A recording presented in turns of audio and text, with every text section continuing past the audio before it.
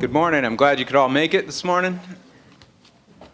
I'm Andrew White, and I direct the Center for New York City Affairs here at the New School.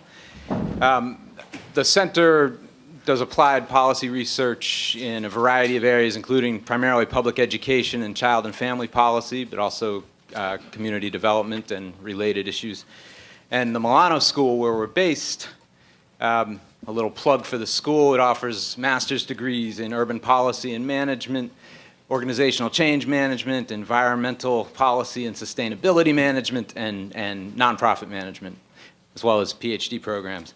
And we're also the home to the Community Development Finance Lab, which works on the ground, has students out in the field doing financial work with developers, coming up with projects not only here in New York, but also in New Orleans and other parts of the country. So Milano is very much a hands-on education, working not only in the classroom, but a lot of work in the field. Today's topic is the preservation of affordable housing. This is the second in what we expect will be a three-part series on the future of affordable housing and preservation and development in New York City as we go into 2012, the year before a mayoral race. I want to thank Edison Properties and Steve Nislik for sponsoring the series along with the Cyrus Fund and the Milano Foundation. I also want to thank Ilana Moyer, a grad student here who put together most of this program, and Jackie Wayans, who coordinates the logistics. One of our goals in these housing forums is to feature officials who have been discussed as possible candidates for the mayoralty. As you'll see, Bill de Blasio is here at my left. So we're hoping to learn more about their perspectives on housing in the city, largely because housing is one of those fundamental issues, one of the fundamental resources that determines the stability of the city and its neighborhood and its families. And in fact, preservation of affordable housing in a very wealthy city is an interesting twist. I mean, it's a very wealthy city with near 20% poverty rate. And I want to give a little bit of context before I introduce our keynote speaker, building on that theme. In 2008, there were 5.2 million people living in more than 2 million rental apartments and houses in New York City. And based on the Census Bureau's admittedly imperfect data about housing quality, the city's housing stock was in better shape in 2008 than at any time since they started tracking it back in the 1960s. And that's not really a big surprise given more than 2 decades of very heavy investment by the city and by developers, both for-profit and nonprofit, and the banks in a huge variety of projects around the city. Years ago, as a reporter, I used to go around sometimes with HPD code enforcement, but other times just on my own and go into buildings where tenants were organizing or not, and the conditions were pretty horrific in lots and lots of buildings in central Brooklyn and central Harlem and South Bronx. And it's kind of astonishing now. I mean, this is maybe obvious to many of you, but it's astonishing now to walk around these neighborhoods and see the quality of housing that is there street by street, block by block, on the very same blocks where, you know, ceilings were collapsing routinely and you know, heat wasn't pumping, the boilers were dead and only repaired when HPD came in and did it. You know, at this point, it seems sort of trite to say it, but there were good people living there in those buildings then, and there's good people living there now. Sometimes they had landlords who wouldn't give them the time of day. Sometimes they just had neighbors who didn't know how to turn off the shower and flooded the basement, and I mean flooded the apartment below, and nobody ever did anything about it. So it's a different world now, and yet you can still see, even in the Census Bureau's housing and vacancy survey, that there are thousands, tens of thousands of apartments with less than adequate conditions.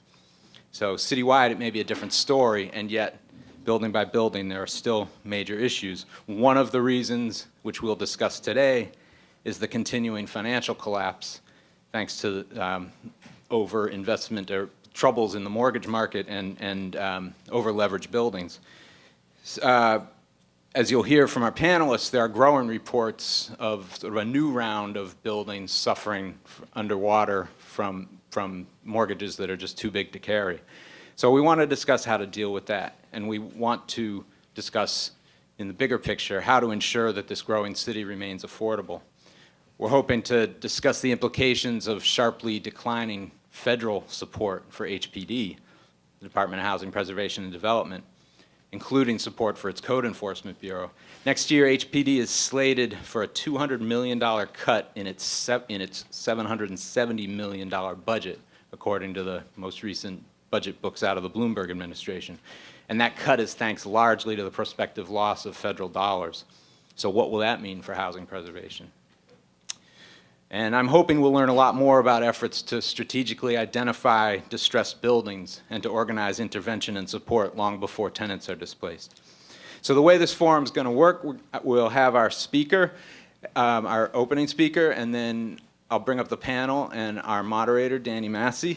And towards the end of the forum, we'll have time for Q&A with the audience. Bill de Blasio is New York City's public advocate. He's spent a tremendous amount of his professional life focused on issues that shape the lives of low-income and working-class families and neighborhoods. His work at HUD and for 8 years in the City Council included heavy lifts on Section 8 and on other housing assistance programs, as well as on homelessness prevention and child welfare issues and housing for young people leaving foster care, among many other things. So I'm very pleased to have Bill de Blasio with us this morning. Please join me in welcoming him to the podium.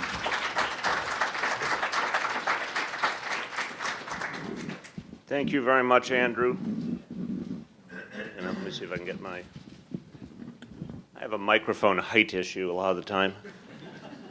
This is a basic right that's being denied to me often, the right to a properly heighted microphone.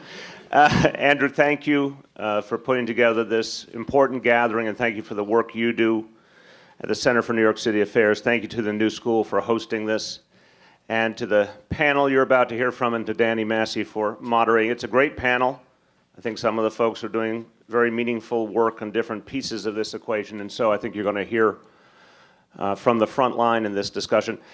Let me say at the outset, this is an extraordinary time. And it is a time in history that could cause us to be pessimistic or confused or paralyzed, or it's a time when we take a chance to redefine a lot of the work we do and try and do it better. And obviously, I hope it will be the latter. And I believe it's possible. I think in a lot of ways, we have had a very contentious public dynamic around housing issues in this city. To some extent necessary, to some extent that contentiousness has yielded some results, but I think there's also been a certain amount of collateral damage. I think there's been a certain assumption that resources were going to be available from somewhere. And again, I'm one of the first to believe we organize and we act as activists to shake loose resources. But I do think, as Andrew's introduction reveals, this is going to be a time in history where our assumptions about resources and where they come from are going to change radically, at least for a period of time. And so I think we need to start thinking very differently about how we approach preserving affordable housing, and think about the things we can do with what we have now in the first instance, and then how we keep building. And Andrew mentioned the work I did on the Section 8 issue in the City Council, and that was one piece of the equation. We've done more work since in the Public Advocate's Office. But in the Council, one of the issues I focused on was the reality that even at the point where a New Yorker followed that magical path to a Section 8 voucher and finally got there, it didn't always mean that they got affordable housing. And it was not because of a lack of supply. It was because there was a dysfunctionality, in some cases, a dysfunctionality in the relationship between landlords and Section 8 voucher holders.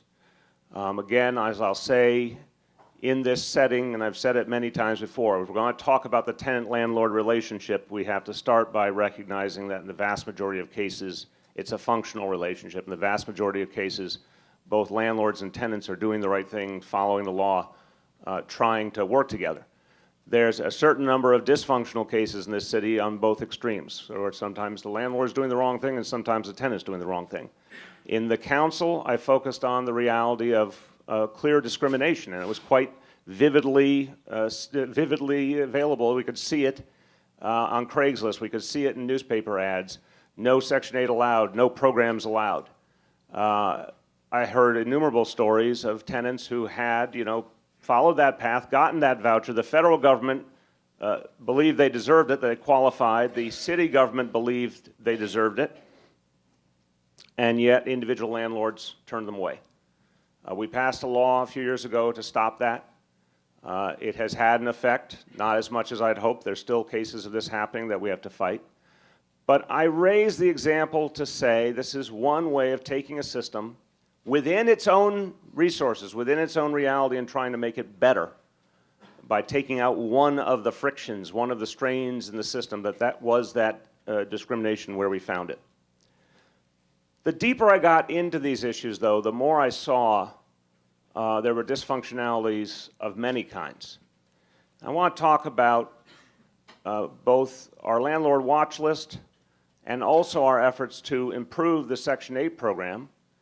And at the risk of offending either some people in the audience or all people in the audience, I would say we found on Section 8 that there were a lot of things happening that were unfair to landlords as well, and that needed fixing. And we found, ironically, that the government of New York City, which is in many ways quite a functional government compared to many around the country, around the world, was doing something that was hurting landlord and tenant alike in the way they were handling the processing of Section 8 and the way they were making it difficult to complete the equation to get someone from the point of getting a voucher to actually getting an apartment and having the rent paid to the landlord who had that apartment. So I want to talk about those two pieces to lay out the point. But just to return to the opening theme for one moment, what I'm trying to say today is that I'm not suggesting for a moment we're not going to continue to have a lot of very sharp fights on issues, and obviously scarcity of resources on one level will only sharpen those fights. And I'm not going to say we're going to sing Kumbaya together because we're in a moment of crisis. We're all going to get over each other's differences and find tons of common ground every time. I am going to say it's time to look at the paradigm and think deeply about what might need to change in this atmosphere of crisis. And it will be a time of crisis and scarcity for a while now. I don't have a magical number. No one has a magical number. I can see very clearly what this global economy has done to all of us and to governments on all levels. I can see what the mistakes made in Washington over the last decade have done to us, magnified, amplified by the dysfunctionality in Congress. I can see how long it's going to take for Albany to get on a stronger footing. And so when you add all that together, I guess one of my core feelings as I look at governance in this city right now is we're going to have to think from a bit more of a self-sufficiency model. We're going to think about trying to get the most out of what we have. We're going to have to think about trying to find a way to work together, even across some of the boundaries that we may have had in the past. And I think these examples really get to that point. We had, and again, I'm not trying to praise what we achieved a few years ago with our Section 8 legislation, but we had a Section 8 system that did not account for the friction of discrimination. We did something to start fixing that. There's a long way to go to make that a complete equation where no one out there ever experiences discrimination with a Section 8 voucher. That is an efficiency reality we have to look at. We want to preserve affordable housing. We want to help each and every New Yorker in need. The voucher has to mean something. It has to be applied. It has to be used. And so we're starting to fix one piece of the equation. Now let me take you to the pieces that we've been working on in the last 2 years. The reality of my office is it's supposed to be an office that looks at what's working and not working in city government, that listens to people constantly, individuals who call us and walk in and we meet out in the community talking about their problems, what is their experience with government, and then figuring out solutions and not just passively announcing what those solutions might be, but actually vividly organizing the community, going to the media, creating a public debate, using the legislative process, pushing for administrative change, whatever it may be, taking that process from the very beginning where we hear from the citizen or the community that's having a problem and taking it through to some kind of change. When it came to the situation with a number of tenants in this city who were experiencing what can only be called substandard housing conditions, They frequently didn't get heat or hot water. They didn't get necessary repairs that were fundamental to health and safety. When it came to that reality, it was clear that despite real attempts by government to make a difference, a lot of people weren't being reached. And a certain overt illegality was commonplace in this city when it came to these issues. A certain number of bad landlords, and they were clearly a minority, but a certain number of bad landlords were simply breaking the law on a regular basis and getting away with it. And I know the city government wasn't happy about it. And I'll say at this juncture a couple of important qualifiers. I'm looking at Doug Apple, who I've worked with for years. We have worked very closely with HPD on this issue. In fact, we do everything based on HPD data, and only HPD data. We don't make this stuff up. I don't think anyone I've met and talked to at HPD is happy about the fact that for years they had to struggle with this overt illegality. I think they have had fewer tools than they would like to have. And I think we were able to bring a different approach with the landlord watch list effort that was more of a public, media-focused, community organizing-focused approach that put a different kind of pressure on those landlords that were choosing not to do the right thing to get real results. Now, it's very obvious to me, because 5 feet in front of me is Joe Strasberg, that Joe Strasberg's here, RSA. He's an old friend. We've worked together for many years, going back to his time in government. I went to Joe before we initiated the landlord watch list. I went to Rebney before we initiated the landlord watch list to say, here's what I'm trying to do, and I want you to understand it. And I don't think I'm talking out of school to say I did not find any resistance from any private sector focused organization, because I think the common message was that no one benefits when there's this kind of overt illegality. No one benefits from these bad apples doing this to people in this city and poisoning the relationship between landlord and tenant further, which is a relationship, again, I believe we have to try and work to strengthen and somehow bring some tranquility and peace to, rather than continue to constantly separate. So we moved forward with our watch list on the assumption that there were pressure points that hadn't been utilized before. We worked forward on the assumption that there's no one who likes to see their name in the paper in a bad way, that folks who are doing something wrong typically have a break point at which a certain amount of public activity and organizing affects them. That is not everyone. We all know there's some people in this city, or anywhere, who you can use every community organizing technique on earth, it's not going to affect them. But there's a very substantial number who are affected. And so far, we launched the watch list in August 2010. And at the beginning, we started with 164 buildings. Again, this was based on HPD data. A certain number of violations qualified a building for the watch list, depending on the size of the building, number of units, et cetera. We started with 164 buildings and 153 individual landlords. And classic problems, as I mentioned, no heat, hot water, lead paint problems, rats and bed bugs, mold, other safety problems, no locks, etc. We announced it, we started working, we found some landlords very quickly reached out to us, wanted to find out how they could get off, talked about specific changes. We encouraged that, we pushed that. Some of them were for real and did it. Some of them were hoping for an easy way out and remained on the watch list because they weren't willing to do the tangible things to bring their building up to code.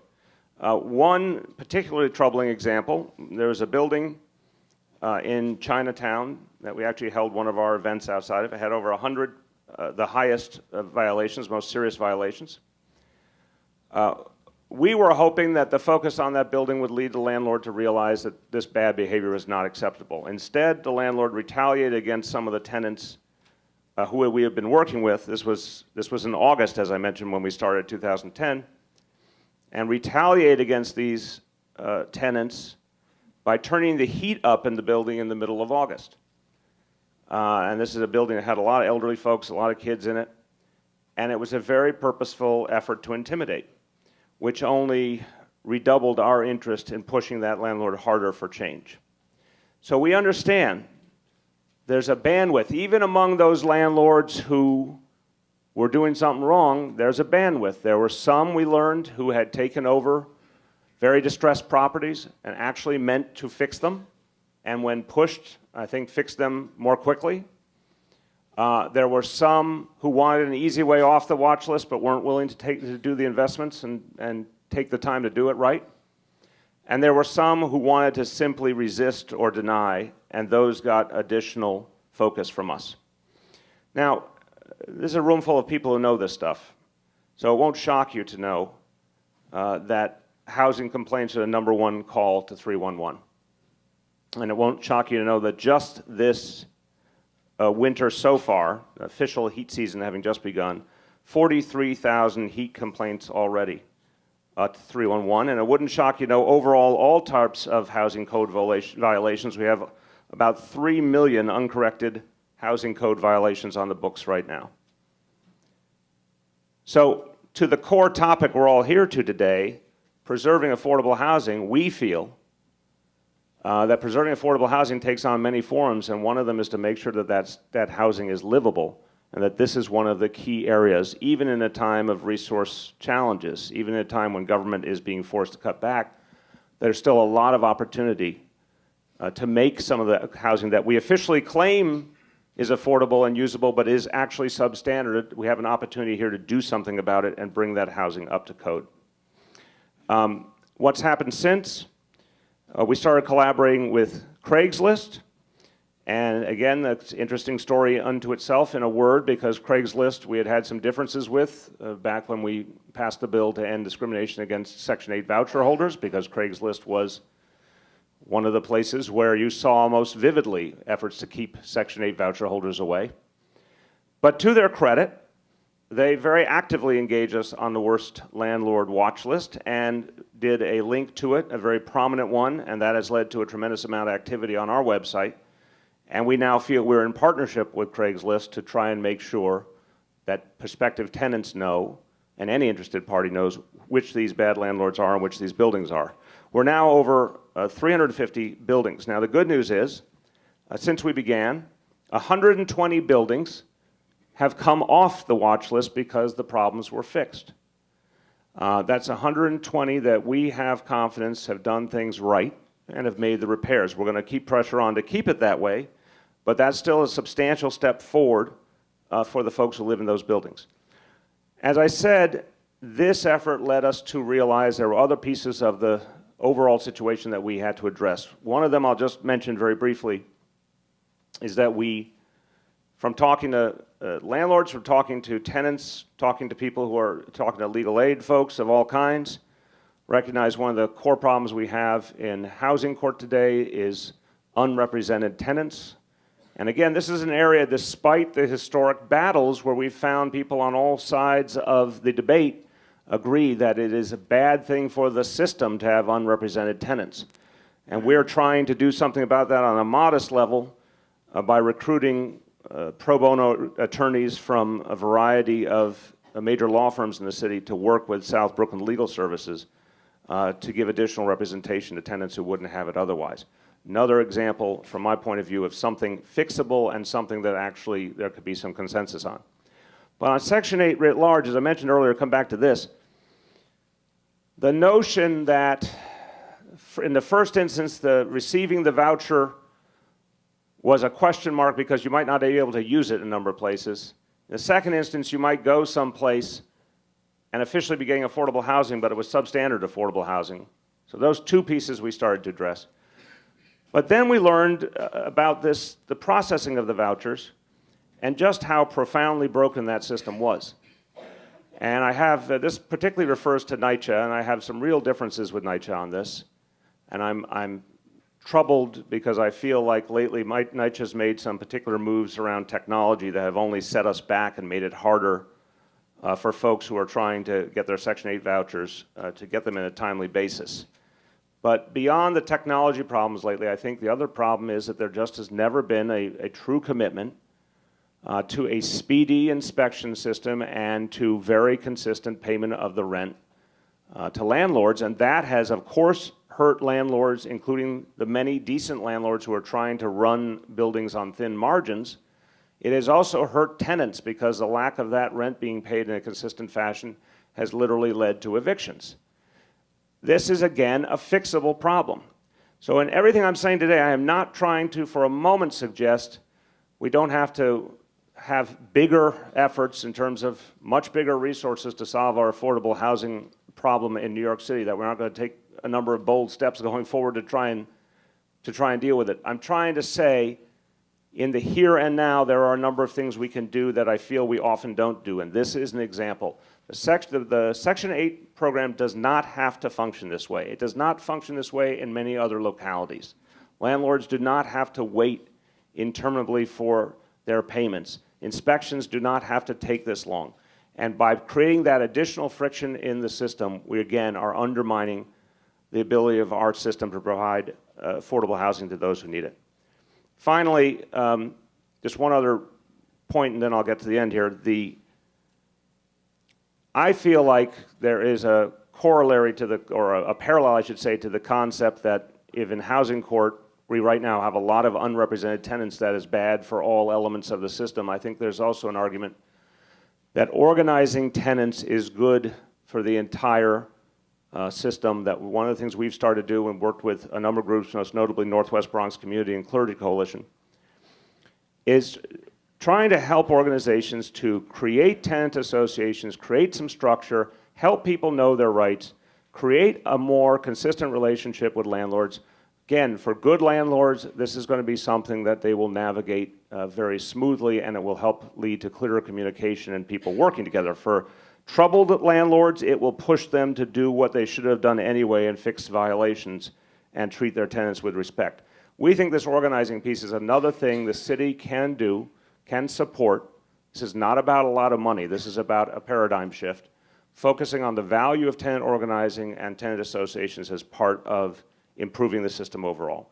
A tenant who knows what their rights are, knows where to turn, knows how to make sure that repairs are made, is someone I think is working on behalf of all of us. Finally, you know, again, I am very clear about the times we're in, and I do think it's going to take a very different kind of dialogue than we've had. I tell the story because it was so striking to me. We're here in New York City, arguably the most organized place in the world in every sense. We have every kind of conceivable nonprofit. We have the biggest labor union community in the country. We are a place where you'd think, because there's so much vivid leadership representing each sector, it would be easy for people to get to know each other. It'd be easy for people to find some common ground where it can be found. And I had a breakfast a few months ago with a very prominent businessman who had done a lot of good civic work in Brooklyn and was known for being charitable and civic. And he was telling me a lot of his complaints with the city government and some of his angst towards the labor movement.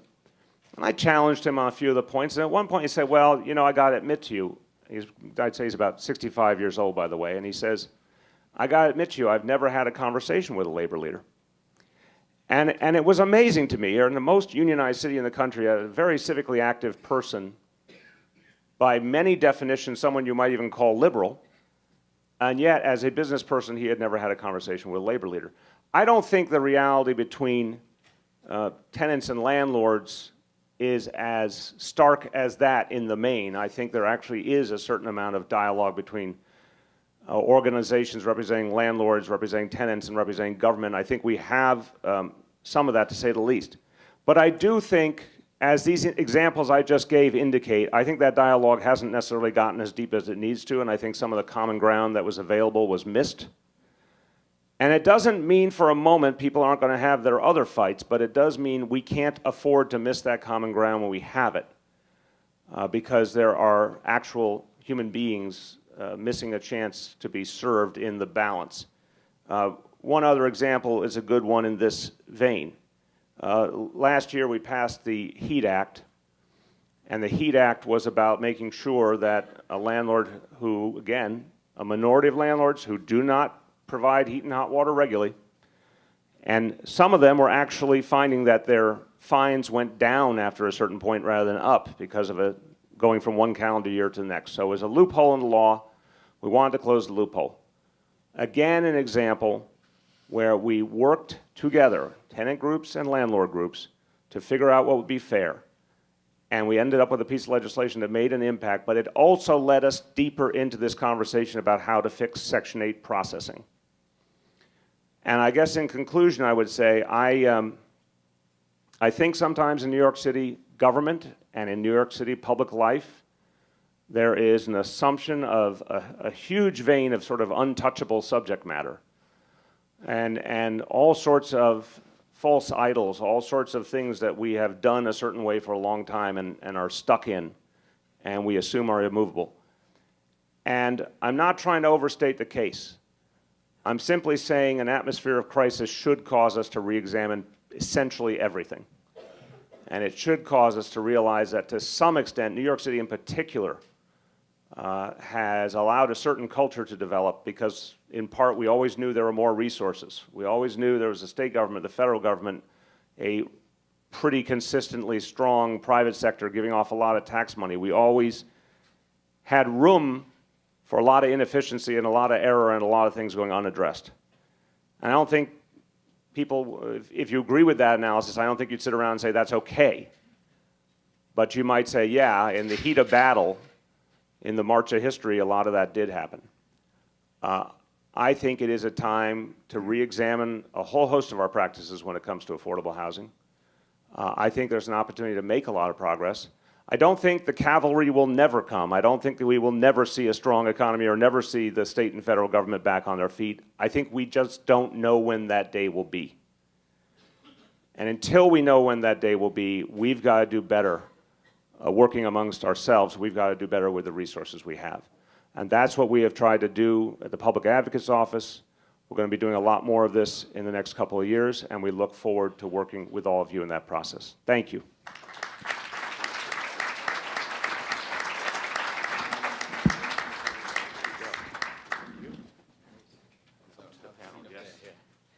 All right, how about the panelists? Come on up.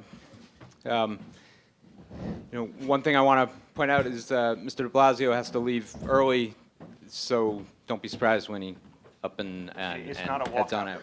Not a walkout, right? Well, I got to say, New York without conflict, without all-out combat between landlords and tenants just doesn't seem like New York. But we'll see what we can do. I want to introduce our moderator, Danny Massey. He's a reporter at Cranes. One of the great things about working at a place like Cranes is you cover every aspect of the economy, it seems. And previous to that, he worked at Newsday and the New York Star Ledger and a variety of other places. Danny, please come on up. Hi, everyone. We'll introduce the panelists to you. You have bios in your program, so I'll just kind of let you know who folks are.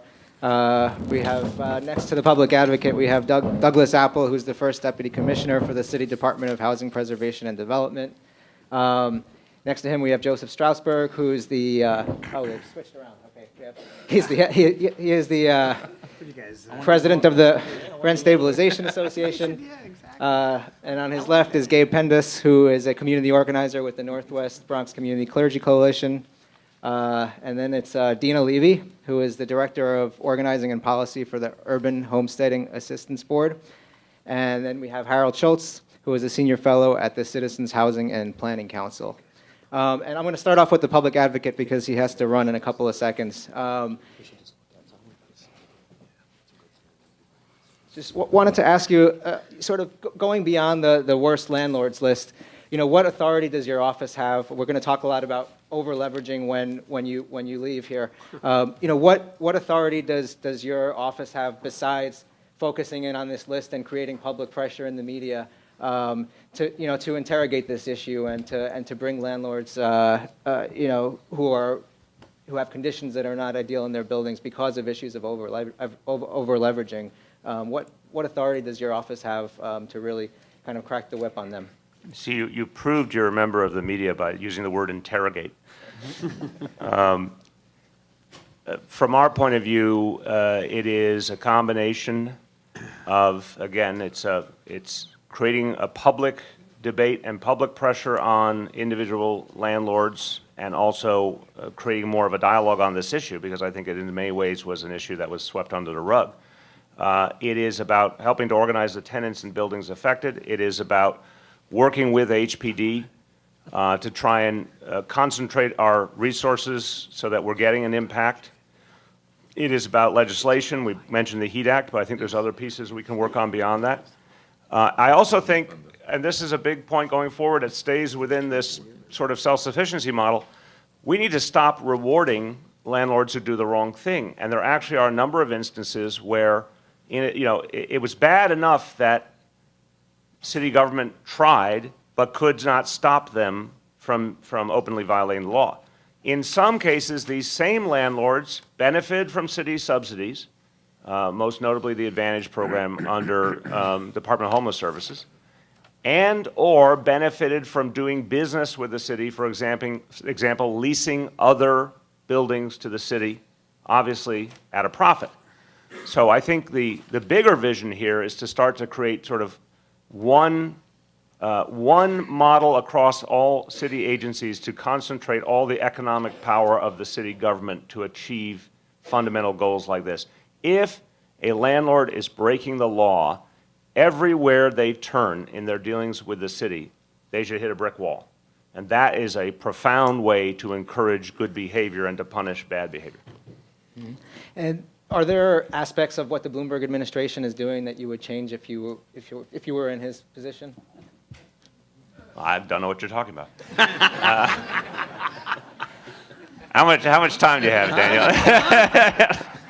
I mean, I'll just simply, I think, look, I think I don't have a sort of final verdict on the mayor's efforts to create affordable housing, but certainly something substantial has happened. I do think we have missed, again, within the rubric of affordable housing, we've missed on a lot of these quality issues, and we've missed, we had to fight the administration over the Section 8 non-discrimination bill. And, we did not, I'm happy to say we did not have to fight over the landlord watch list, but, it happened in the 9th year of the administration, which suggested that, they were not getting to this kind of approach themselves. It had to happen from outside. And so I would say I think we need a much more vigorous approach. I think this administration is very hesitant to use economic levers to achieve policy goals. I think, the mayor is a laissez-faire capitalist. And it's worked for him, I have to say. But can't argue with that one. But I think it spills over into some of his assumptions about how you use the government's economic power. I think this government should be looking at its relationship with a landlord holistically. And by the way, I think there's other veins where this would be true as well, and use that economic power to maximum effect. So I would argue that the administration has been, I think, sort of committed to affordable housing, but not in a fuller sense. Mm-hmm. So should they be stricter in terms of getting in the way of people buying buildings if they have poor records? I mean, are there things that the city could do in that respect? I imagine there are, and I don't have a blueprint in front of me, but I think it's another good example. Obviously, the opportunity to develop and to buy city-owned land. I mean, there's a lot of different pieces to the puzzle. The irony here is that there are so many folks in the private sector who are willing to follow the rules. And I'd like to see us reward good behavior and punish bad behavior. I mean, this Section 8 thing bothers me so much. The problem we found with the administration of Section 8, and again, it's something Joe Strasberg and I have talked about a lot.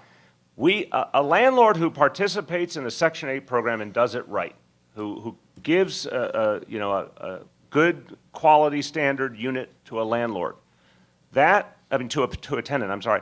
That landlord providing a decent unit to a tenant is doing exactly what the government and the public would want them to do. They should be rewarded with a good process that gets things done quickly, that gets them their checks on time, that encourages them to participate more. The reverse should be true as well. A landlord who provides a substandard unit should not be rewarded with more subsidies. So I think you could take that same core theory and expand it out in a lot of different ways. But in fact, there are plenty of people in the private sector in this city who are willing to play by the rules and are willing to be in concert with the city government, and they need to see, I think, more result from that reality. Joe, before we kind of step back a little bit, do you want to comment on Bill's attempts to kind of bring landlords and tenants together here? We have, we reached out to Bill several times, and it was an educational process because, rightly, he should never have accepted my premise right away. He had to do his own independent verification of the issues that we brought to his office.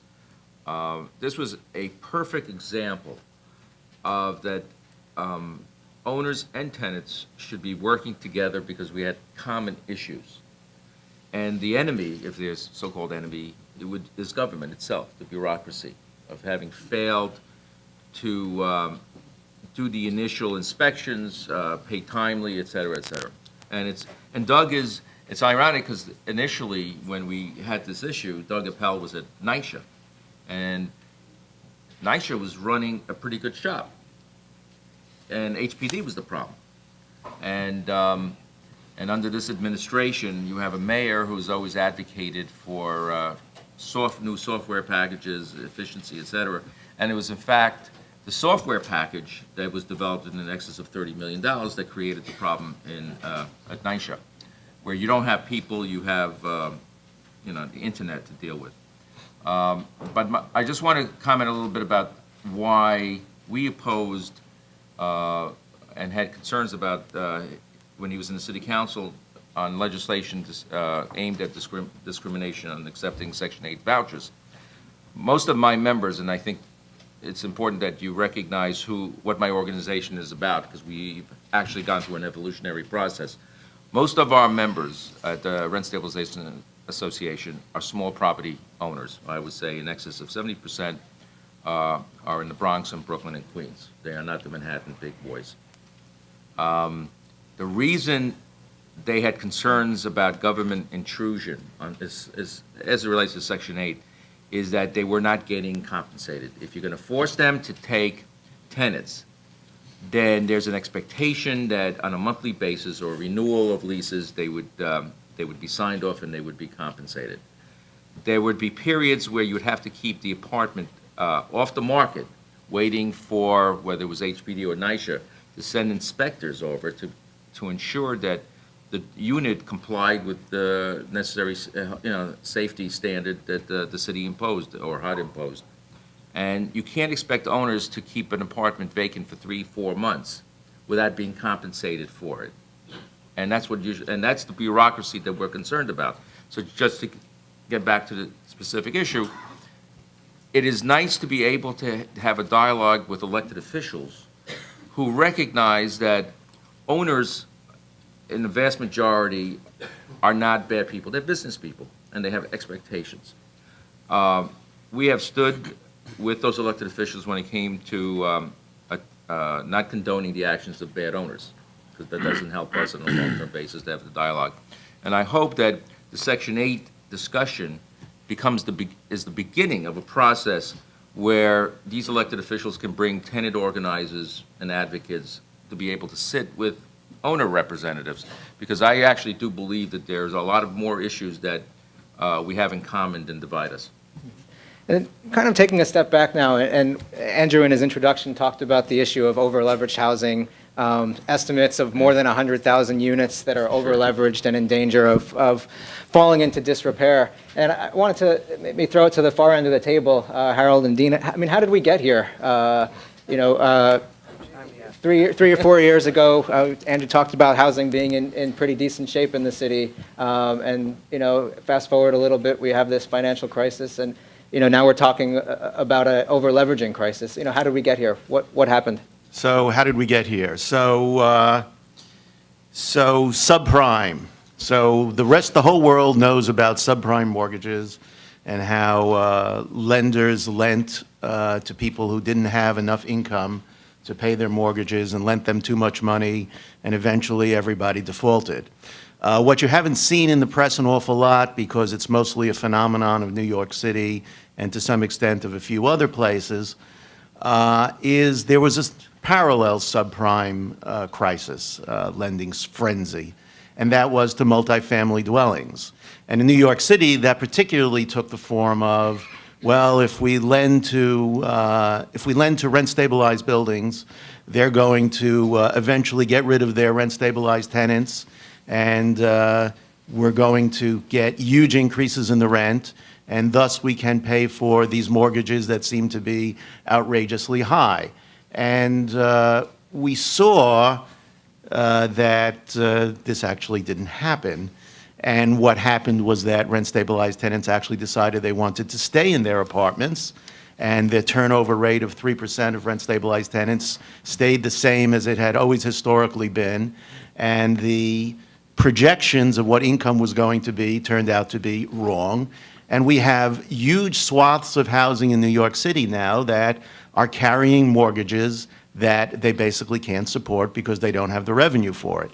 So the result has been, and we have been warning about this for several years, that there would be a collapse of these buildings financially, in that once you can't pay the mortgage, you have to start cutting back. You start cutting back on maintenance. You start cutting back on a lot of things. And we are now seeing the collapse of huge real estate empires throughout the city. We've seen the one that's been in the press most is Stuyvesant Town, probably the least typical of all of them. But actually, for those of us who are watching this process, the collapse of portfolios held by people like area real estate investors, the Vantage portfolios, Joel Wiener's 36 building portfolio of over 1,000 units. In the Bronx, we've seen failures of portfolios such as the Ocelot and Milbank portfolios, and more of this is going to happen. So we are now in a huge deleveraging phase in New York City, in which a lot of buildings are in financial free fall, and frankly, we don't know what's actually going to happen with a lot of these buildings. And Gabe, what does it look like on the ground? I mean, he talks about the big picture, but when you go into these buildings that are over-leveraged, what are you seeing? Well, I mean, you know, the Northwest Bronx has some of probably the worst housing stock in the city. And we were absolutely impacted. Our neighborhood was devastated in a lot of ways by this over-leveraging crisis. You know, what it is, as an organizer, you know, my job is to go into buildings, to work with tenants so they understand the process, understand their rights, and are able to negotiate with the landlords, whoever the targets may be.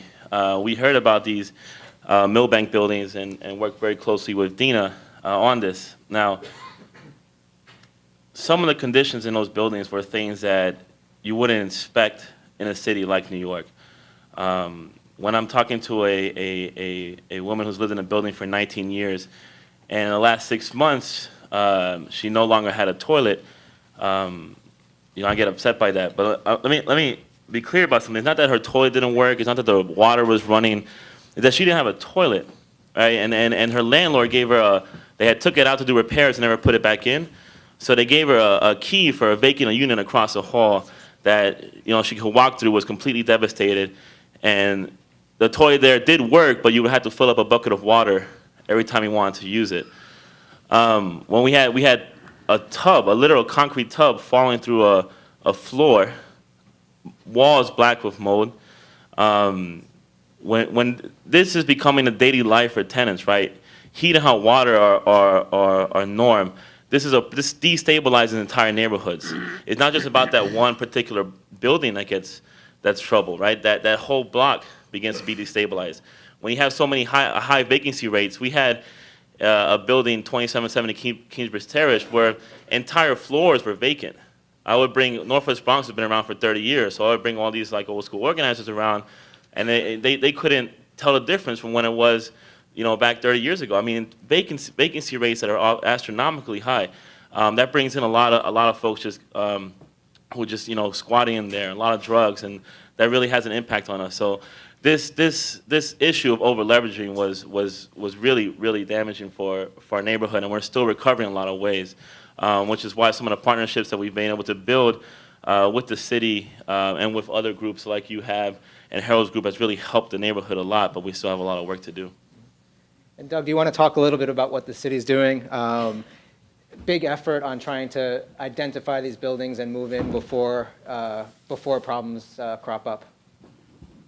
Absolutely, thank you. I was going to make a comment metaphorically, when actually how I was in the middle between the public advocate and my good friend Joe, but since Bill left, I guess I can't say that now. Actually, this has been something that we have been incredibly focused on in the last couple of years, and there's no question about the complicated nature of this issue. as Harold said, there was sort of a lot of money available in the middle part, early part of 2000, the middle part of the decade, money that allowed buildings to get traded at very high multiples of value, which created, I think, for all of us some warning signals and some concerns. We saw it. I mean, I walked some of the buildings that Gabe talked about with him and his and tenants from those buildings. The conditions were deplorable. It's not acceptable for anybody, and this is something I know of. There's no responsible landlord that maintains their properties in that fashion. So we've really talked a lot about how we're going to use the resources available to us. We do have an enormous number of tools at our disposal, always looking at new strategies, but we have the ability to use our code enforcement and our sort of soft services. I mean, we can reach out to owners, we can make loans, and we can talk about cases. Dina's been very involved in cases where we've identified buildings that were distressed, found through either foreclosure proceedings or sale, new owners who were going to take the right steps, help them get low-cost capital to improve those buildings. So all those tools we kind of wrapped up in what we call our proactive preservation program, something we announced, the mayor announced, and the speaker, Chris Quinn, almost a year ago now in January, where we identify buildings through really two basic sources.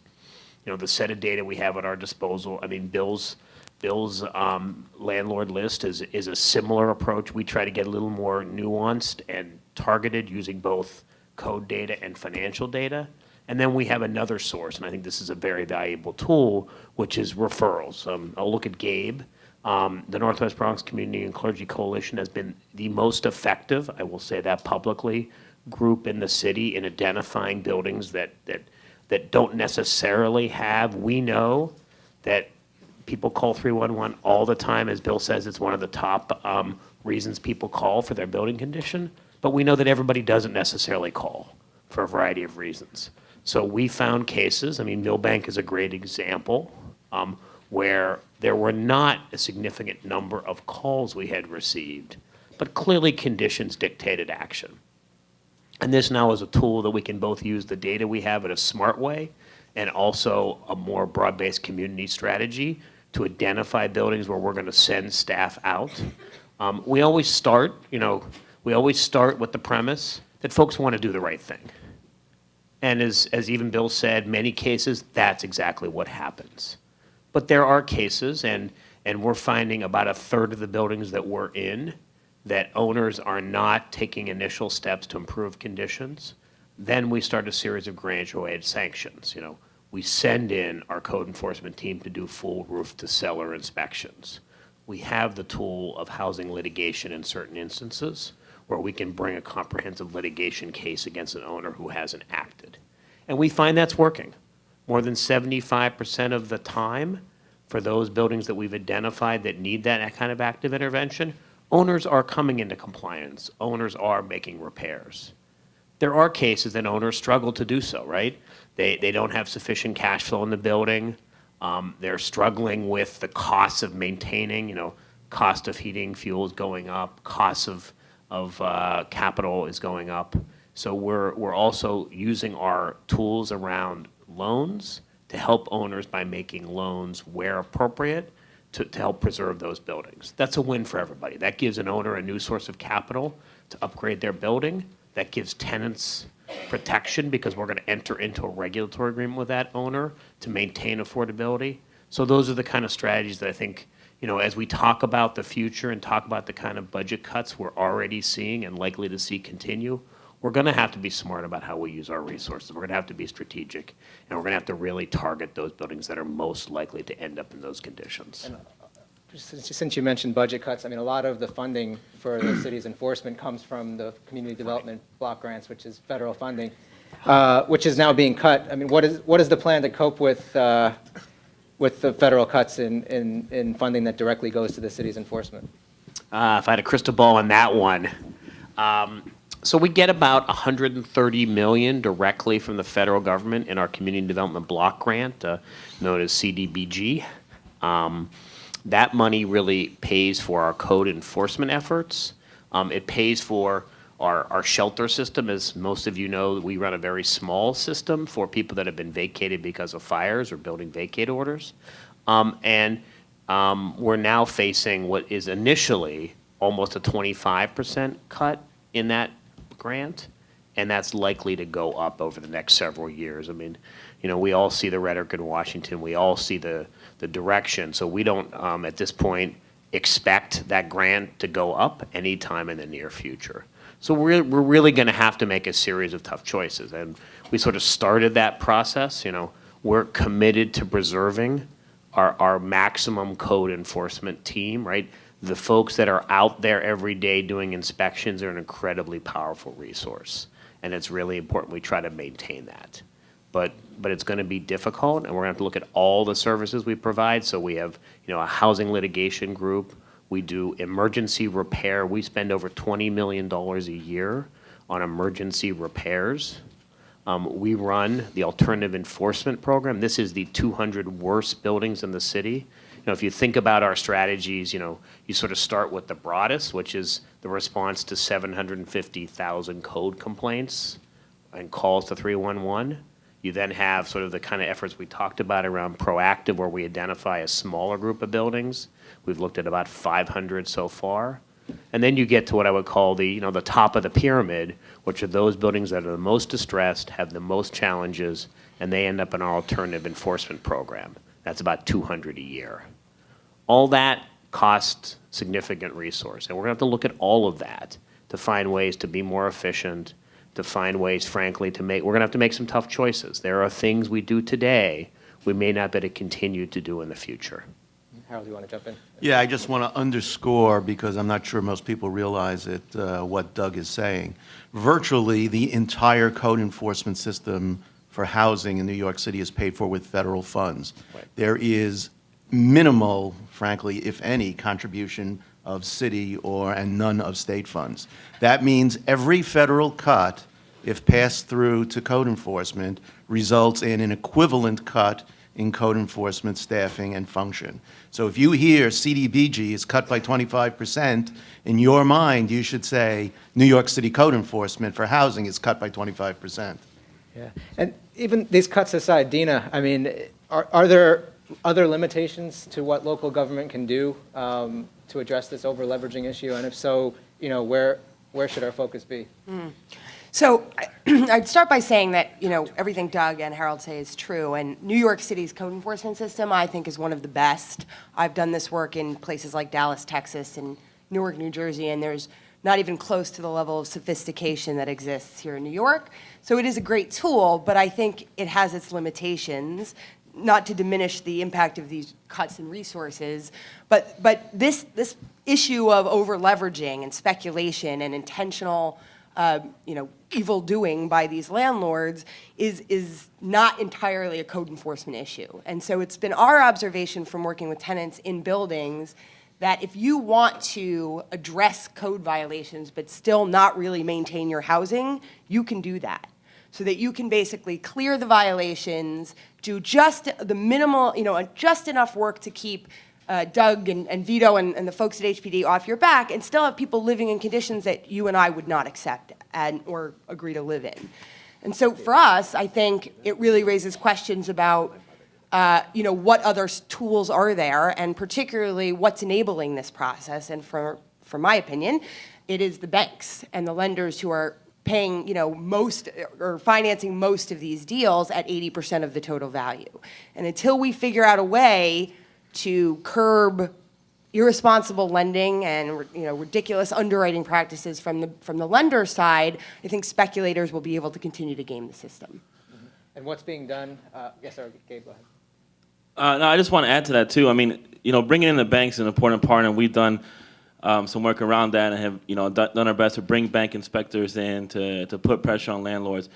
But for me, one of the most difficult parts as an organizer is the fact that the majority of landlords, particularly landlords who've been around for a long time, who know the system well, know how to use it to their advantage. And they know that the violations that they get from HPD, you know, funding inspectors, for the most part, if they really want to, they can absolutely ignore. Now, what do I mean by that? 80% of violations are dealt with by a simple letter. That means if I parked on a Tuesday on the side of the street, for illegal parking, New York City Department of Transportation will give me a very nice letter, please don't do that again. That's not how it works for most of us, right? If we get a parking ticket, we're expected to pay for it. 80% of housing violations are nothing more than a notice of violation, a letter. And HPD will give you a call and say, hey, you did this, please do your best to fix that. Now, Harold, Doug was right, like housing court, once violations go to housing court tends to be very effective. But what really goes on in housing court? I had a building, 2490 Davidson Avenue, that had averaged about 13 violations per unit. To give you some scale on that, buildings that I will start being significantly concerned about are about 5 violations per unit, 4 violations per unit. Once I start seeing numbers that high, I want to go into that building. This building had 13 violations per unit and had been in litigation for close to 2 years of HPD. Right? Afterwards, they settled with HPD, they settled with the city. Does anyone want to guess the total amount of fines that they paid on that building for this how violation count? Just throw out a number. Anything. Joe, what about? Joe, you got a guess? I have no clue. They paid $3,000. That was close. That was very close. $3,000 worth of fines, right? So you're talking about a system that when a landlord really wants to game it, there's almost no real accountability. Now, HPD has done a good job building a relationship with various landlords. Are able to get a lot of good ones to make the repairs, but the bad ones, the ones we keep talking about bad ones, aren't necessarily really held accountable in a very meaningful way. And I think until we start addressing that, we're not going to address the inadequacies that we see in the current housing system. So if it's the banks, and this can be thrown open to whoever wants to talk about it, what is being done to hold their feet to the fire?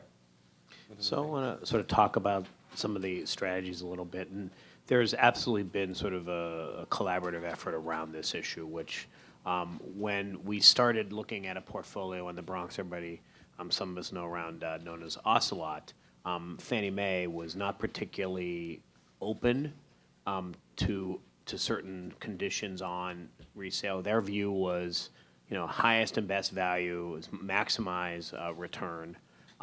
We had sort of a tool at our disposal, and actually that tool has been enhanced since then around our emergency repair liens. So those liens are superior to the bank mortgage. We now have the ability to foreclose on those liens.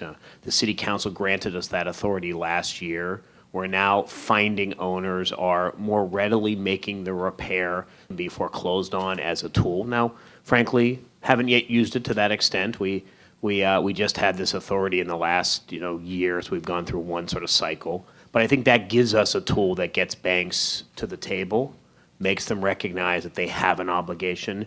This is an ongoing discussion and frankly hand-to-hand combat as some of us characterize. There's no simple solution. Some banks have been frankly more open and receptive to working with us than others. We're now providing lists, and we are talking to regulators about their responsibility at both the state and federal level in terms of, as a regulator, that there are certain responsibilities that they can hold a bank to. So I think this is an ongoing challenge. There's no question that this is, we've evolved in our strategy over the past, call it 2 years, and I expect the next several years that to continue.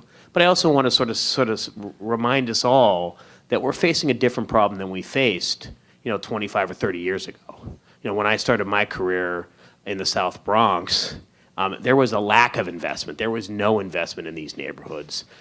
Andrew, I think, said it. It's been the billions of dollars invested by successive mayoral administrations with, the Bloomberg administration. We're well on our way to our goal of 165,000 new or rehabbed affordable units.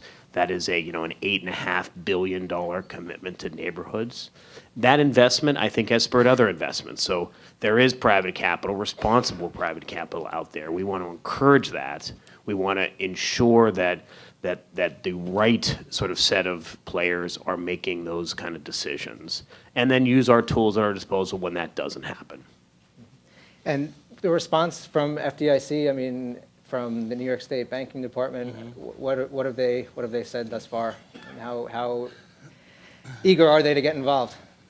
I think there's been a receptivity to the recognition that there is a responsibility that they have to hold banks to.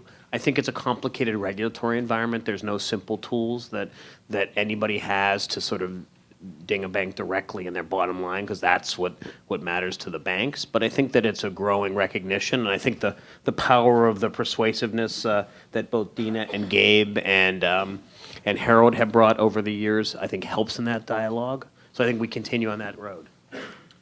Yeah, I'd just like to point out also that, dealing with the regulators in this context is very difficult. The regulators' main job is to make sure that the banks don't fail. And our banks, frankly, in the United States are not very strong right now, and there is still an attempt to try to keep them from becoming insolvent.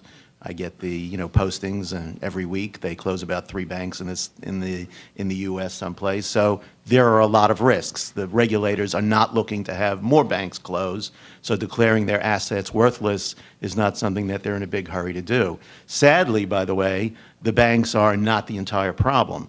There are still substantial pools of private capital, venture capital, that are being formed, that are coming in because returns in general across the investment community are so low that the ability to get higher returns from real estate, which some people still imagine that they can get, attracts a large amount of capital that is coming in entirely outside of any regulatory context. We don't regulate hedge funds. We don't regulate private people who are looking to buy stuff. And there are a lot of purchases that are going on that some of us scratch our heads at, in which a failed mortgage, for a portfolio of $20 million is sold again for $20 million. And how if you didn't make money the first time, how are you going to make money the second time at the same level of debt? And after all this, it's still happening. I mean, we've seen It's in the still last happening. couple of months, we've seen properties flip for. Yes, although there is some hope that some of these now well-publicized failures may be helping to bring some kind of common sense to the market. Is there other regulatory or legal, is there other legislation that could be passed that, outside of the regulatory agencies that might help? Yeah, I'm sure there is.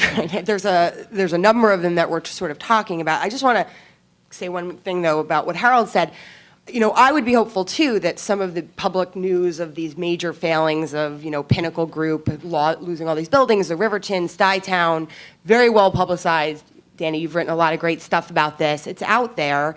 There still seems to be an endless number of speculators or just stupid money lining up to get involved this time, primarily because we suspect they feel as though they got passed by the first time. So during the height of the boom in the earlier part of this decade, some folks just got bid out and couldn't compete. Now that there appears to be this opening, they're sort of lining up to dump their money into these deals a second or a third time. So that's troubling, and it doesn't seem to be going away, even though the economic picture is bleak. And so we have tenants in some cases who are now sitting through their 3rd or 4th round of overleveraging, 3rd or 4th landlord in the last 3 years, and still never really getting the kinds of renovations in the buildings that they deserve or need to stabilize the housing, which is just appalling. It's just appalling that this continues to happen. So to that end, we were hopeful that at the federal level, the Dodd-Frank regulatory reform bill would have gotten to some of these questions, would have really gone to the heart of regulating banks where you can, regulating, in some cases, hedge funds or other Wall Street creations that invest in these types of things. That didn't really happen, and it's unfortunate, and it's a missed opportunity.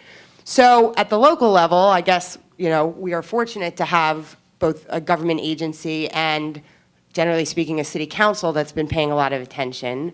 One of the tools we've been talking about, I should have probably cleared this with Harold first because he's the attorney, but we're hoping that there could be potentially local laws passed that would look at permits or licenses for landlords before they could acquire real estate. And there are examples of this in other cities and other, here.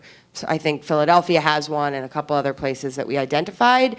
Theoretically, what that would do is force an owner to get approval or to be vetted by HPD or some other creation to ensure that they really have the capacity and the qualifications to own and operate multifamily housing, which is home to other people, right? So if you want to buy a hot dog cart in this town, you got to get a license. But you can buy somebody's home, destroy it, and walk away without any regulatory oversight. So we're hopeful that something like that could be brought to bear. I'd be curious to hear what RSA might think about an idea like that. Is that something you'd be amenable to? You know, the whole function of licensing is really a mechanism for the city to raise money. It has nothing to do with being able to qualify people for selling hot dogs. You know, do they still issue violations for a hot dog vendor for not having hot enough water? The answer is yes. Now, if you want to have people who are educated to be able to buy buildings, I, for one, supported, and we had this, when they received the violation, they went to school. They were educated as to what the expectations of government or HPD was to remove a violation. Upon successful completion of that course, that violation was removed. It's almost like the first violation of a traffic driving. We supported it. And I don't find any reason why we shouldn't look at it, again, as part of the educational process. But you need a carrot and you need a stick. And I think the carrot is basically is, for the city is, okay, we're going to hopefully have a better educated owner doing it. And the stick is to say, if you fail to, what do you do once you issue a license? What's your punishment? Is the city of New York going to come in and take it in rem? Are you going to impose an Article 7A administrator to do it? That's not what HPD wants to do. So the question is, I, for one, agree with you that if the purpose is to educate, that's a very positive thing. And part of the education is that if they get violations, the only way they get these removed is successfully going to school and understanding what is the first time, not a continuous process for getting violations. Yeah, I don't think the purpose is educate. I think the purpose is to hold bad landlords and lawbreakers accountable, for breaking the law. And I think the idea behind our permanent landlords that right now we've had, to sit at a negotiating table with a special servicer, actually we never even got to the negotiating table, right? Like most of these banks, these financial institutions who are causing us over-leverage, there's no, we're basically going, with our hands out there like, please do the right thing here. Please take a $10 million cut. Trying to make those arguments to a bank are extremely difficult, right? And so we had to find some ways to police landlords from themselves. Like no one was stopping Millbank from themselves, right? They went and bought these 10 buildings. They didn't even look at these buildings, right? They just went there, they put on a $35 million mortgage on these buildings, and we saw what that caused. Now, there had been a system in place, a check in place, that do these landlords know what they're getting into? Are they capable of holding these buildings? And if not, can we take these buildings away and instill a 7A administrator? These tenants, even after we discovered these buildings, and Doug was right, it was a battle at first, right? Because the violation counts weren't that high. So even after we finally got HPD to come down, and when we did, it worked out well. Even after that, tenants still suffered for months and months and months on end without a proper recourse. So there has to be a way to improve the system, and we think this is one idea that can do that. Let me just say, I think there would be a lot of landlords who would like your concept of licensing. This way they can eliminate competition and reduce the price. The big guys have always advocated more licensing and more vetting because at the end of the day, they don't want competition. So if you want less competition, I actually believe that, what you're espousing probably makes sense. Because that's what eventually happens. Now, from the lower end perspective, I got to tell you, I think it would be great to have a school to require them to be able to educate it. Who educates them? Could be both owners and tenants in terms of this is our expectation. And that's what actually was in place many years ago because we actually helped fund that program because we thought it made a lot of sense. All right, now I have to wade in because I actually heard sort of Joe and Dina beginning to the outlines of an agreement. No, Yeah. Okay. Now I have to jump in. It's not a matter. You can't jump in until I jump in. I'm sorry, Doug, but I have to. I don't know where this education thing is coming from. It's not what we're talking about at all. It's intention. Many of these landlords could care less how people are living in these buildings. It's like a monopoly game. Right. It's like stupid money, and they could absolutely care less. You could take them to school all day long. Their intention is to make money and let people live in filth and squalor. And that is just true. I don't know what they think about when they go home at night and how they explain this to their families, but this is absolutely intentional, and they do this knowingly. No amount of education is going to just stop that. And so we have to figure out regulatory measures that will make it illegal and impossible for people to keep taking advantage of low-income families in the Bronx and in Brooklyn and in Harlem. Right, So now I'm gonna. Talk about 7A administrators. So let me. Right. So I think we can sort of debate the size of the problem. No one's going to disagree. I have been in these buildings. There is no question that there has been irresponsible behavior by holders of capital, by owners, there's no question. On the other hand, even if you think of it as the biggest possible universe, Harold talks about 100,000 units being over-leveraged. We're seeing buildings, a third of the buildings we're in that end up in sort of a proactive enforcement program. We're still talking about a relatively small slice of the million rent-stabilized units. I think we need to have a system that sort of allows good owners to operate and operate well. I mean, Joe's right. A license may be something that a lot of owners will be for because that will regulate the market, limit the market, put government in the position of now deciding who gets a license or not. I'm not sure that's the direction we should take. I mean, I think we should, this is kind of the first I've kind of heard, but thinking about it, I think we want to have more tools to be effective around ensuring owners and banks are responsible. We've been thinking of tools especially around properties that are in foreclosure, whether a list pendant's been filed or one is in process, about what needs to be done by the bank. There is state law now that requires banks to take certain actions, but we think there's things you can do. We think there's things around receivers that we should be doing. The appointment of responsible receivers is a strategy that has worked. And we want to look at legislation around that possibility of expanding that and actually improving it. So these are some of the strategies I think we've been thinking about. I mean, the notion of a sort of changing the marketplace. Licensing is, you're right, it's about setting a standard. It's probably not going to be about getting involved in the pricing. I mean, that's the real issue. The real issue is around pricing, and I'm not sure licensing kind of gets at that issue.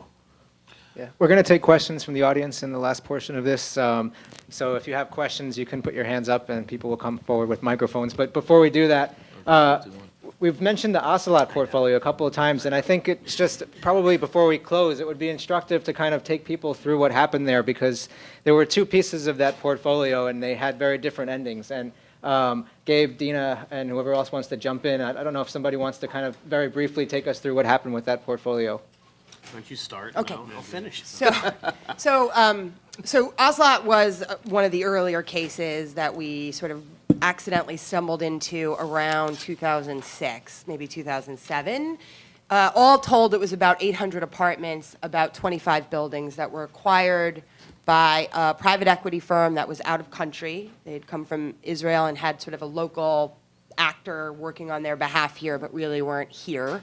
And they got an enormous loan for a piece of the portfolio from Deutsche Bank, which was ultimately transferred to Fannie Mae. And that was on about 500 apartments, and that loan was about, I think it was $30 million. These were all rent-regulated buildings, not in great condition at the time of acquisition. So there was obviously, again, this intention that I referred to earlier. This was not about education. It was about, not really caring how the people who were living there lived. Another piece of the portfolio was acquired through a loan made by a local bank, Dime Savings Bank of Williamsburg, that did not get transferred to a GSE. So it stayed on the bank's books and it didn't go to Fannie Mae.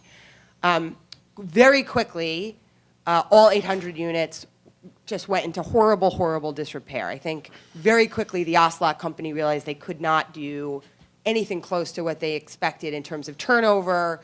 I think they thought the South Bronx or the North Bronx was going to be gentrifying any minute. That turned out to be incorrect, and people didn't leave, and so the buildings just almost overnight really saw like complete withdrawal of all resources. And I will say, Gabe is there every day in the Bronx, and I'm not, we're a citywide group, but I have never seen housing conditions like what ultimately became true at the Ocelot portfolio. It literally, it's not just how could it happen in New York, how could it happen in this country? Children living without working toilets, without working appliances, ceilings caving in, mold everywhere. It was literally like just unthinkably bad.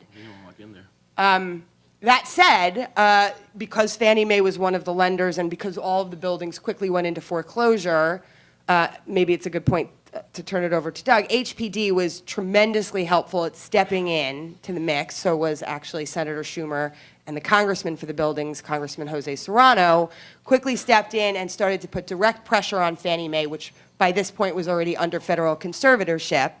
So to many minds, accountable to the government and to Treasury, and pressed the agency, Fannie, to work out a solution that would include a substantial discount on the mortgage and a transfer to a vetted buyer that HPD had gone through and determined to be qualified to take over such extremely distressed housing. I guess to end that part of the story, they did take a huge discount ultimately. It wasn't easy, and the city, again, stepped up tremendously and spent hours negotiating with Deutsche Bank and Fannie Mae.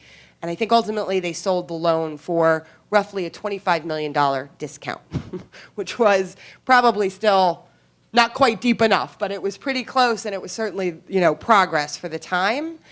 Unfortunately, the other piece of the portfolio that was being held by Dime Savings Bank, which was also in foreclosure, there was no Fannie to work with and no direct government entity that seemingly could have such an impact on what the bank planned to do.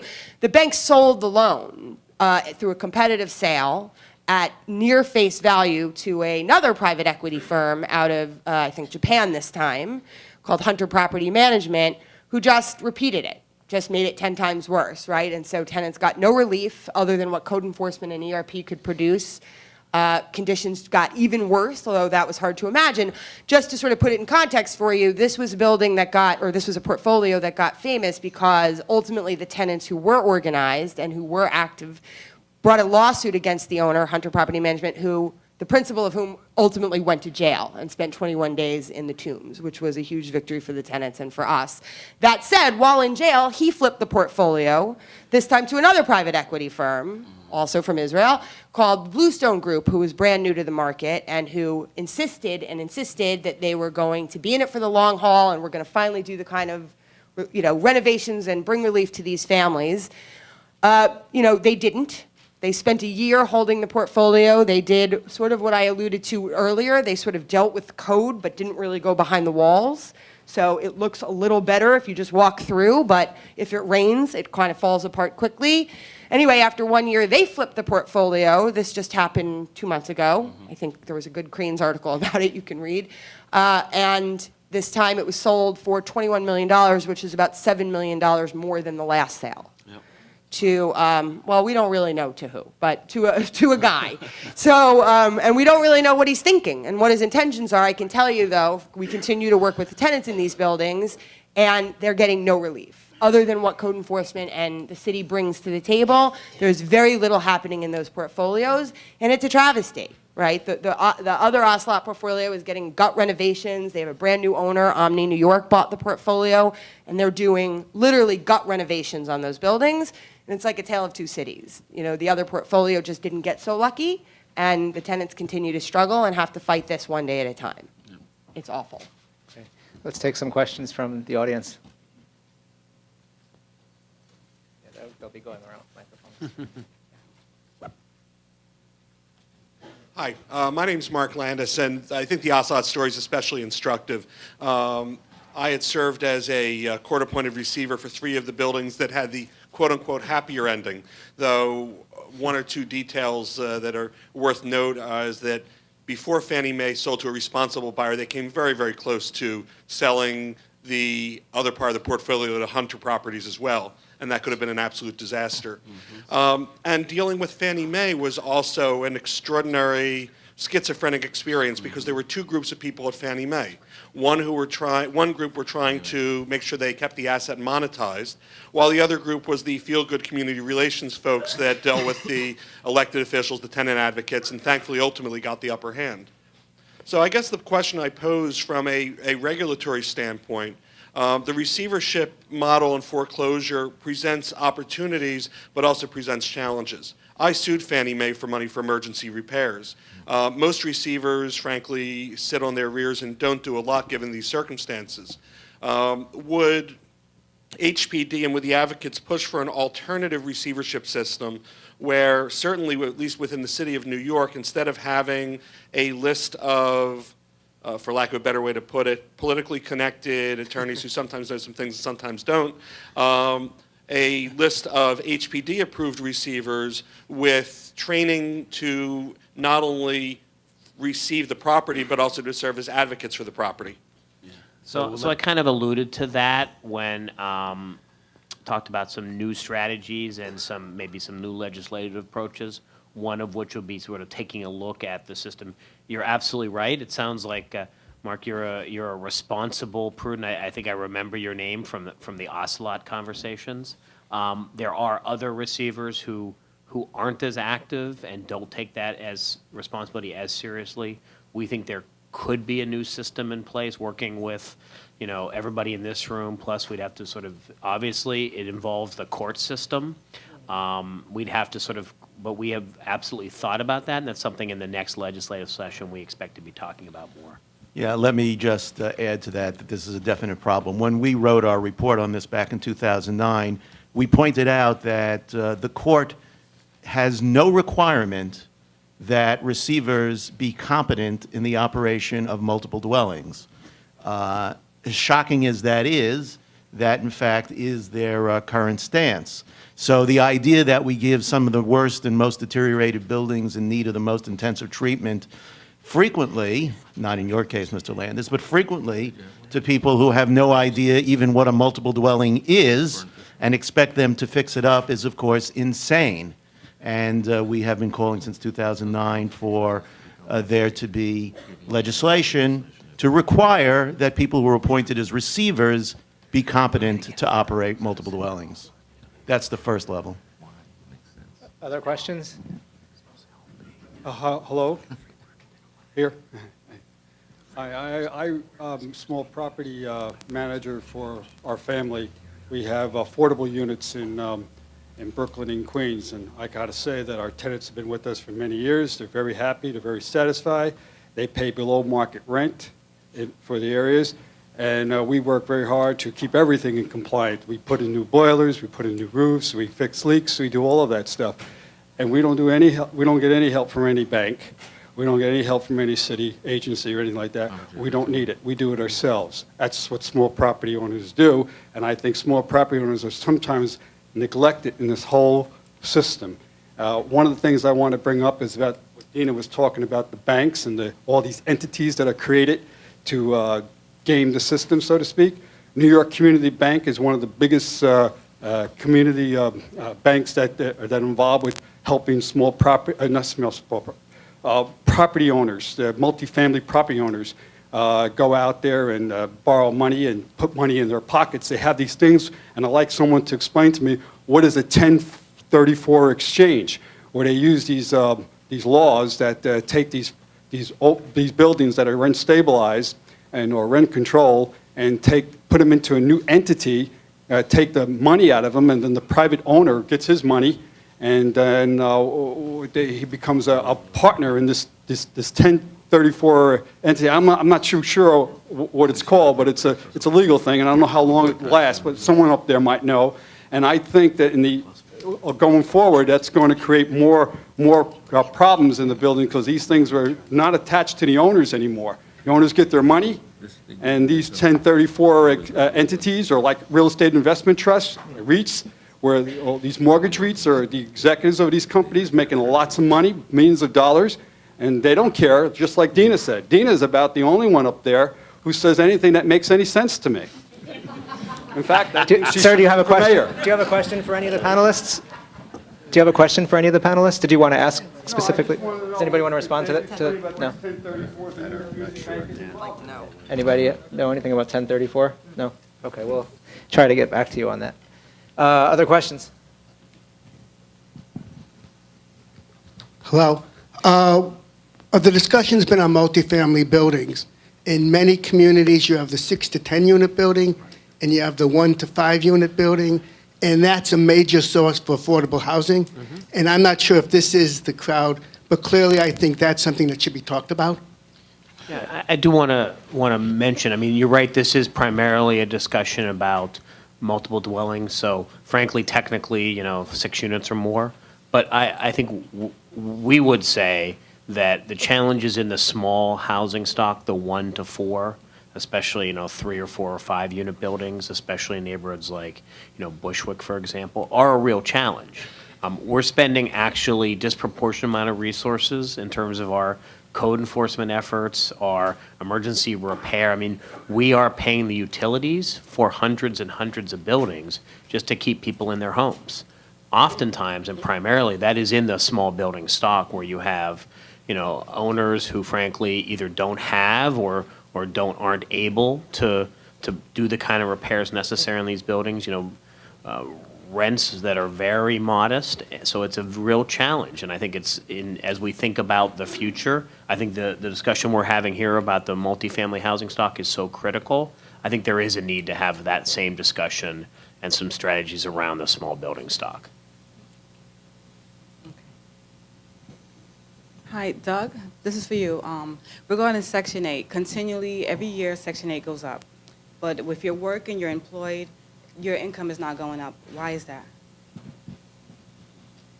When you say it goes up, Section 8 is essentially, simply put, the tenant share is based upon your income, and you pay 30% of your income. And the balance is paid for by the subsidy. Okay, I work in the shelter system, and every landlord wants Section 8 because it's more money that comes. Sure. The clients don't make that much money Sure. because their jobs are not paying that much. Right. So that's what I'm talking about as Right. far as that. So the value of Section 8 is a tremendous value, and I would absolutely agree with Bill and with Joe that in terms of the operation of the program, there always are things we can do better. I mean, HPD's program, I will say, in the last couple of years, we've been very focused on making improvements. I can't speak for my colleagues across the street at this point. But this program is very simple, right?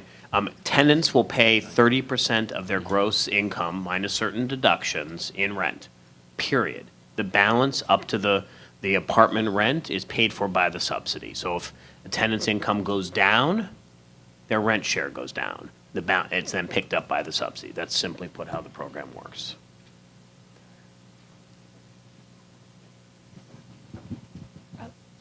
I happen to work for the jail system, and I came in late, so I hope I'm not. Oh, sorry. My name is Karen Eggleston, and I happen to work for the Department of Correction. And I came in late, so I hope I'm not repeating anything obvious. But a friend of mine, housing is obviously an issue for inmates released back into the community. And most of the inmates released from correction have committed very low-level crimes, because if they commit higher-level crimes, they go upstate. And, if they can't have solid housing, everything else is difficult.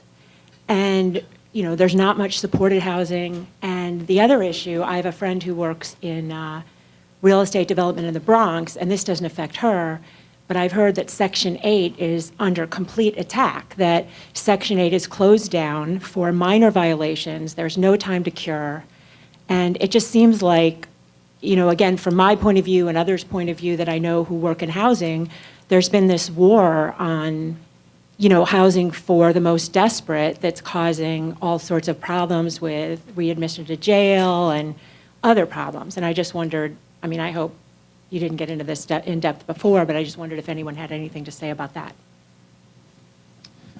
So we really mostly talked about the challenges in the multifamily stock, the private. The other thing we haven't really talked about is the sort of our commitment in the Bloomberg administration's plan to 165,000 new and rehabbed units.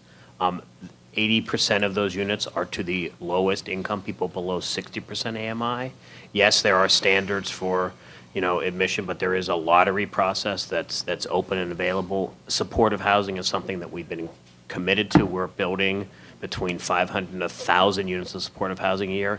Is it enough in a city like this where I think, as Andrew said, 20% of people in New York City are below the poverty level, and then there's another 20% that are near poverty levels and paying up to 50% of their income in rent?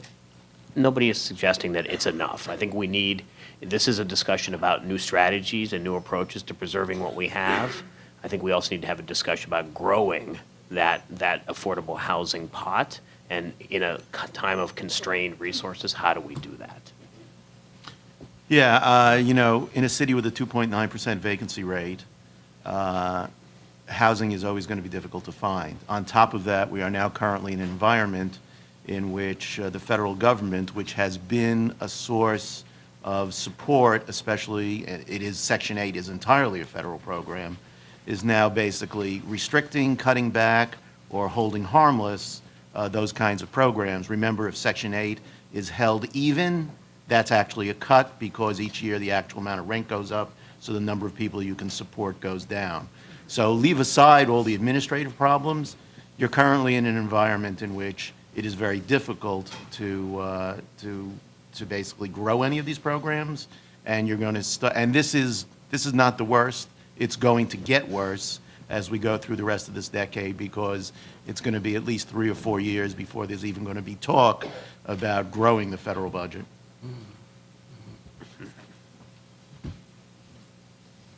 Thank you. Hi. We've heard a little bit today about the idea of good landlords versus bad landlords, and it sort of strikes me that pretty much all landlords are in business and are looking to maximize profit, and so they'll invest in an area if that seems like good business, and they'll disinvest from an area if that seems like good business. And so my question is whether any of you sort of can visualize part of the solution being using more tools like community land trusts that can take housing outside of the private market. Love it. Yeah, I think that's an awesome point, and I do think land trusts, which are starting to become talked about quite a bit in a number of places, is one way to do it and one way that might work well in New York City. But I do want to say that I think, yes, all people who own real estate have an obligation to sort of run the company and make sure it's making money, but I don't agree that there aren't some landlords who are mission-based, which is predominantly the CDC, the Community Development Corporation community in New York, which is robust. There are a number of groups out there who know these neighborhoods, who are based in these neighborhoods, and who exist because their mission is to provide affordable housing. Unfortunately, in the climate that we're in, they cannot compete. They cannot compete with banks who are asking for top dollar on distressed real estate and finding a plethora of bad actors, speculators lined up to sort of get at them. And so we need to figure out what tools we have to sort of force that. So, and Doug's talking about it, the city's putting up quite a bit of money to help facilitate transfers to these responsible mission-based organizations. It's our job to get the banks to negotiate to that end. But yes, I think land trusts are a great idea, and building in perpetuity would also address your question, which is, do we have to keep going through this every 20 years? Joe, are your members also being outbid by these speculators? Oh, absolutely. I want you to, let me just, I kept my mouth shut a little bit, but let me just tell you my personal feeling about so-called speculators. We've had people who have been in the business for generations, where the individual, some entity, whether it was one of the hedge funds, would come and throw incredible amounts of money on the table and say, we want to buy your portfolio. It's sometimes very difficult to say no when the numbers are so astronomical. And what do? They say yes, and they're out of the business. And these are people who have been in, I said, several generations and have been responsible owners under any definition you want to throw, and good landlords. The people who have come in, and actually I recall one discussion I had with, right before the purchase of Town, Peter Cooper, where they came in to talk to us about it, and I said, I don't understand who put together your business plan. It makes absolutely no sense. One thing many of my board members understand is brick and mortar, and under no, we can't fathom this kind of rate of turnover that you're proposing, and you're overpaying, which has created tremendous pressure on those who are responsible, who want to expand and continue outside of Manhattan, and they can't compete. And if there's a positive thing about what has happened over the last 3 years, as it relates to Vantage, Pinnacle, and everything else, is that hopefully we can start resetting the value of buildings so that those who are in this business and want to continue in this business for generation after generation have an opportunity to actually start bidding and acquiring some of this property. And hopefully there'll be a weeding out process for those who, with the hedge funds or money from Europe, money from Asia, because at some point, the more you advertise the failures of those that came before, let's hope that it creates a chilling effect. Hi. Last year, when Mayor Bloomberg announced the proactive program in the Bronx, where I live, I'm part of the Northwest Bronx Coalition, a reporter asked him, were you going to include in the data that you looked at overfinancing? And at that time, I know the mayor dismissed the idea. And I don't know if you've rethought that. It seems like when we look at a story like Ocelot, the warning bells really need to go off when somebody buys a building that's financed at that level. There's a building on my block that now has a chestnut mortgage, and it's over $100,000 a unit for a walk-up, low-income kind of place. That's not going to go in a good direction. And I wonder whether you're going to include that so that we can begin looking at those places. So as we said back in January, we've gone out now and looked at over 500 buildings, right, where we have staff go out. And the trigger for what generates buildings to come on the list is sort of multivariate. So sometimes it's community-based referrals. You know, Gabe is the best at it, but we get it from all over the city, community groups that know their neighborhoods, know what's going on, know the dynamic. Sometimes it's financial indicators. We're looking at tax arrears. We're looking at transfers of sales. We're looking at mortgages. We're also looking at building conditions, and not necessarily the absolute building conditions, but changes in condition over time. You know, buildings that start good. Dina said this. Buildings that start to be okay, right? Sort of okay, but not in high levels of investment, start to slide relatively quickly. Buildings can go in a very short period from okay to really abysmal really quickly. So we're looking for those indicators that will help us determine where those buildings are, get in there as soon as we can. And that's a process that has to be sort of flexible and adaptable because it's going to change. We have a public list. If you go to our website, you will see a list of buildings that we've identified, that we've been in, that have gone through our proactive program. Almost 80% of them have improved their conditions since we started this process.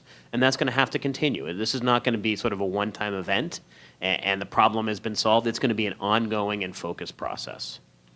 We have time for a couple more questions.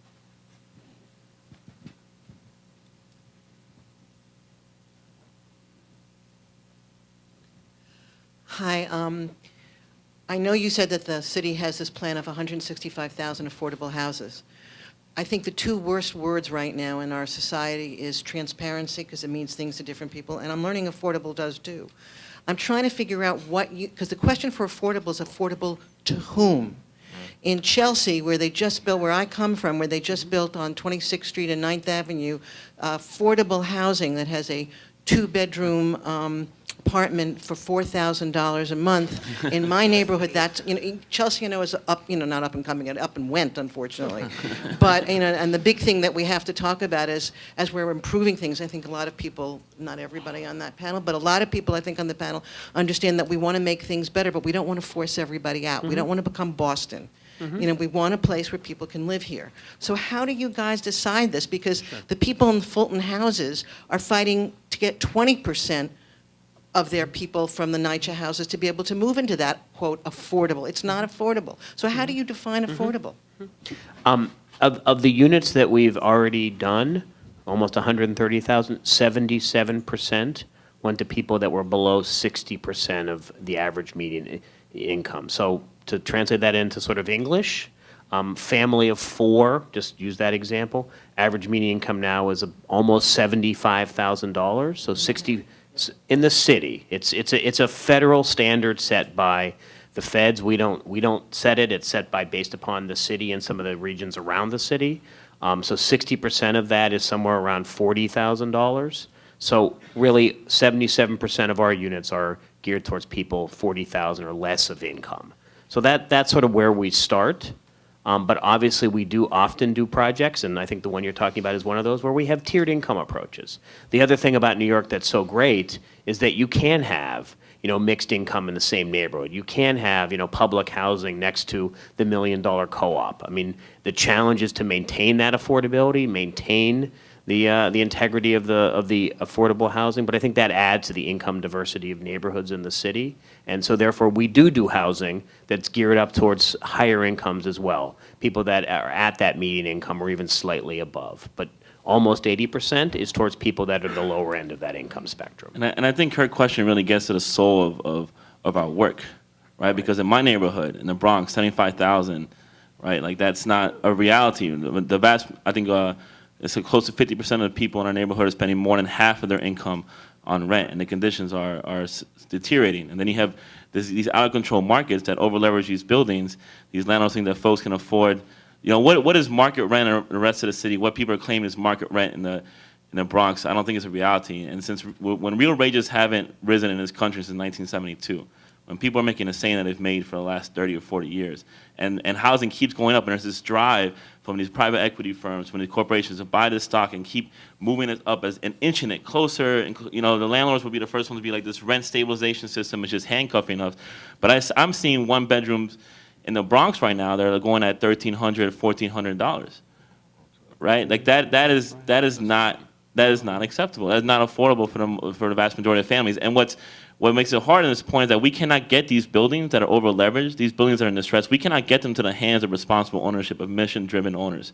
Like, I have tried my hardest for the last 2.5 years to get, one of our partners that our organization has put together, Ford and Bedford, Mount Hope, well, maybe not Mount Hope, but Ford and Bedford and other groups to purchase these buildings, to be a player in this. They can't even be a player. They can't even be part of the phone call, conference calls about it before they go out. They can't put a bid in that's respected at all because they're just completely out. They cannot compete. So we cannot maintain the current stock that we have. We cannot move these into responsible ownership. We just have to hope for our best. And, this Millbank properties were bought up by this landlord called Steve Finkelstein, who my organization had a huge citywide campaign against 20 years ago. Right, and now he's like the new owner of these buildings, and we're kind of happy about it because that's basically the best that we're going to get in this current market. We're not going to get Ford and Bedford anymore.